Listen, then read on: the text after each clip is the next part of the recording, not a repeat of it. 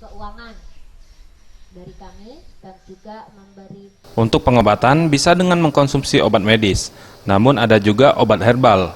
Untuk obat herbal, murni diambil dari saripati tumbuhan yang mempunyai manfaat untuk pengobatan. Hal inilah yang dilakukan kelompok tani tanaman herbal yang juga mitra binaan PT Medco INP yang berada di Desa Gajah Mati, Jalan Palembang Jambi, Kecamatan Babat Supat, Kabupaten Musi Banyuasin. Ketua kelompok tani herbal Kenanga Babat Supat, Kabupaten Muba, Yeni Lusmita mengatakan, dari mempelajari tanaman sekitar untuk dijadikan obat herbal, saat ini pihaknya telah memproduksi 15 produk, 12 diantaranya produk herbal obat, makanan, minuman, maupun suplemen. Semuanya diracik dari 152 jenis tanaman toga dan herbal. Bahkan kelompok tani tanaman herbal ini juga telah menjual produk ke Pulau Lombok. Selain itu juga, kelompok tani ini memiliki tanaman keladi tikus yang merupakan tanaman obat untuk menyembuhkan pecandu narkoba.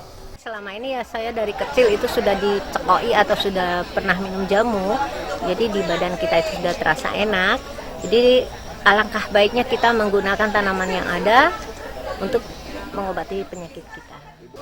Community Engagement Officer PT Medco INP Indonesia, Novita Ambarsari, mengatakan mitra binaan ini merupakan bentuk kepedulian kepada masyarakat yang berada di sekitar operasional PT Medco INP untuk mendorong agar masyarakat lebih berdaya dalam menggali potensi yang ada di daerah. Dan dipilihnya tanaman obat ini karena di kawasan Desa Gajah Mati banyak terdapat halaman luas dan banyaknya tanaman yang secara tidak sadar merupakan tanaman yang bersifat obat dan bermanfaat untuk kesehatan.